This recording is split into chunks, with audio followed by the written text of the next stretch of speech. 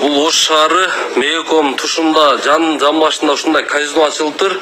Мына бүт кыргыздын балдар мынантип баштарын жерге салат видео тартсамчы.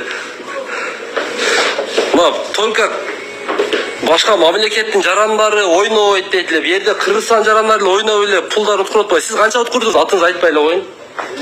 Жок, примерно канча уткурдуңуз ака? Мына тартпай атам, эмне? 10 миң доллар. Мына 10 миң доллар уткуруптур, Бунун бала чакасы бар, ата энеси бар. Мына ким чара көрөт? Сен канча акча уткурдуң бүгүн? Жо, сенин атың кайсы? 130 миң сом акча уткуруптур.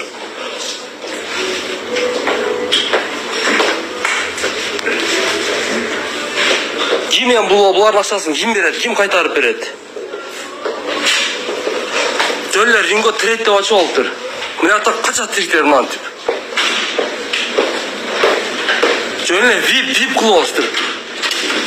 Ашты, сен татпайм. Кач, не култайсың? Сыздан көрө, жашта эрге тийип, жашта тиричилик кылбайсыңарбы? Үчүнчү дегенден көрө. Мынакей, комна жөллөр евро кылып алыптыр, Мынаны ким жабат мыналарды?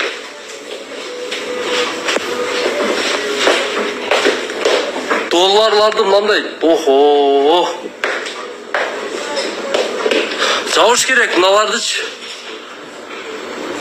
Булар мыйзамдуу, мыйзамсыз экенин билбедим го. Бирок мен укканым Кыргызстандын жарандары вообще кирбейт, ойнолбойт. Башка мамлекеттин жарандары мына таптаза эле кып-кыргыз отурат да мыначы.